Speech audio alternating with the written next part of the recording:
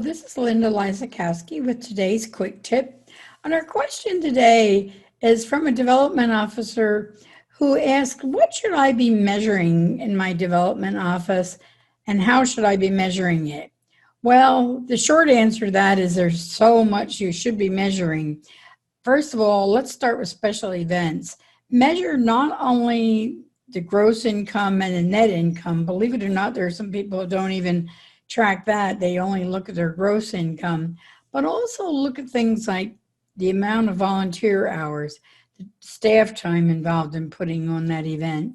Is it an event that helps you draw closer to your donors, or is it just something that was people came because they like to play golf or whatever? And then beyond special events, measure your donor retention rates. Those are really critical. You know, it costs us 6 times as much to get a new donor as it does to retain an existing donor. So certainly you want to measure that.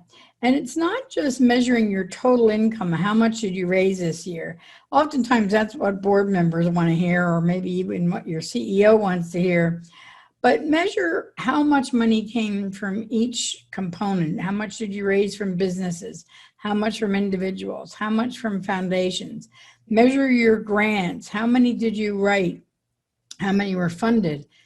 Did you do anything about the ones that weren't funded? Did you try to find out why and what you could be doing better? So there's a million things. I could go on with things to measure, but the important thing is how you measure things. Don't wait till the end of the year and use what we call trailing indicators. It's too late to fix something if it already happened, but measure things consistently throughout. Look at your programs as they're being held. Look at every special event when you hold it. Do a post-mortem after the event.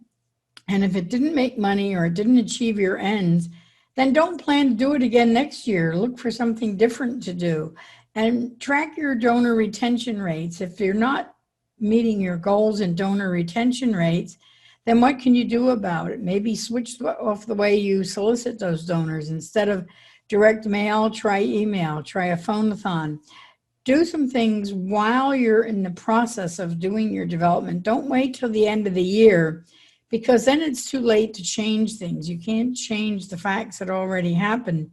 But if you measure upstream, what we call leading indicators, then you'll be able to change things as they go along. And if you want to learn more about measurement and metrics and using evaluation techniques, I suggest you look into our course on the leaky bucket.